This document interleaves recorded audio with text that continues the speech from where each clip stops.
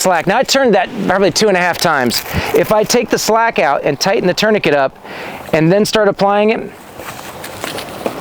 there's a half turn. One. I mean, I can feel my foot starting to tingle already, guys. So I didn't have to spend time cranking on that thing, and I didn't bind, like you can see a little bit of the binding of clothing under this, right? But I didn't bind a ton of jeans up into that thing, or t-shirt or whatever into it with it there. Is the idea. Plus it's easier, it's just less time. Like you just need to go until the bright red bleeding stops, or you lose a pulse down lower. You really want to get it up here as tight as you can, and it's probably going to be at a little bit of an angle from the groin up over the outside of the leg. And you're just trying to get as much of that femoral artery as you can clamped off. Like you don't want to be down here because you're missing this part if that's where your bleed happens to be, up and towards the pelvis. Attempt to not catch their junk in the tourniquet. It's generally bad, especially in training. So you're going to grab the tourniquet, pull towards the center, nice and tight, guys, like that tight. Go ahead and tuck your tail down, and then you're going to twist. And we're going to twist until the bleeding stops, and then we're going to secure it. Once you secure it, you're going to put it inside the windlass, and then you're just going to pull the tab and put the tab over the top. And you are good to go. Make sure, check your wound. If you got one wound on your patient, like one gunshot wound, and now's a good time to like take a look at it and make sure it stopped bleeding. Because if my entire pant leg is soaked in blood, it's hard to tell if it stopped. If it just stopped getting bigger, it could still be bleeding. So you're going to want to put it on there. If you get to the point that you have tightened this tourniquet as tight as it will go, and you're looking at your wound and you still have blood coming out of it, go ahead and stack another tourniquet on here, 2 to 3 inches below it. And it's the same thing as that 6-inch tourniquet I was talking about in the operating room, where you get more length. When you're using some of the improvisers, a picture from early Afghanistan of a guy with cravat tourniquets, and they had 2 of them stacked on this dude. He looked like he played football for like Ohio State or some shit before he came in, but double amputee right above the knees, and they had 2 tourniquets stacked on both legs, just to get it stopped on the bigger, meatier thighs. A lot of the time is when you're going to have to do that sort of stuff. So the one thing I was going to show with the tourniquet and how they come packed. It's usually real easy to find. Like I just pulled it out to the same crease that it's been on since you got the tourniquet. You fold it down and then fold the tourniquet up, and it lays somewhat similar. You're never going to fold your tourniquet like that again, so don't worry.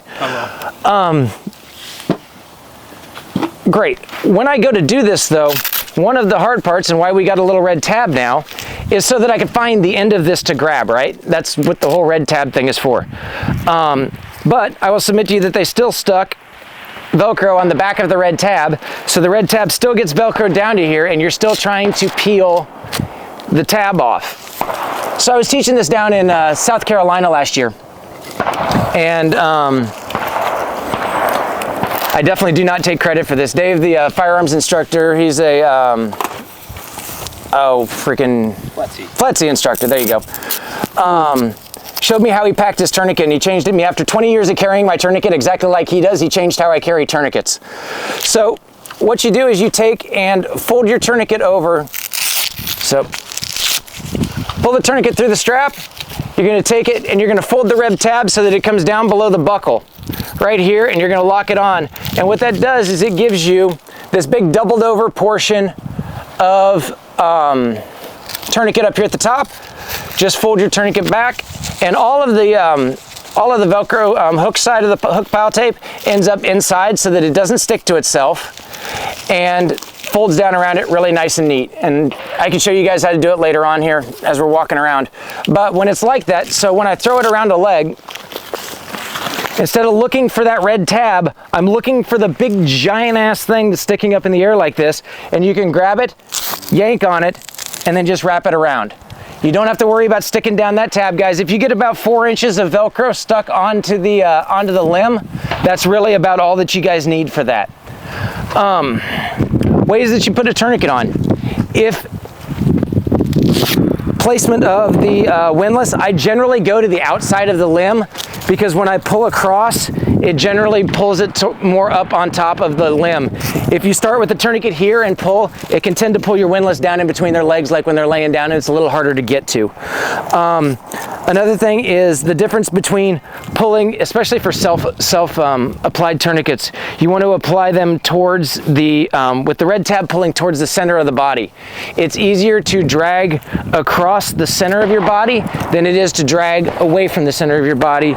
So if especially on an arm, if you go to pull, like I'm out of arm.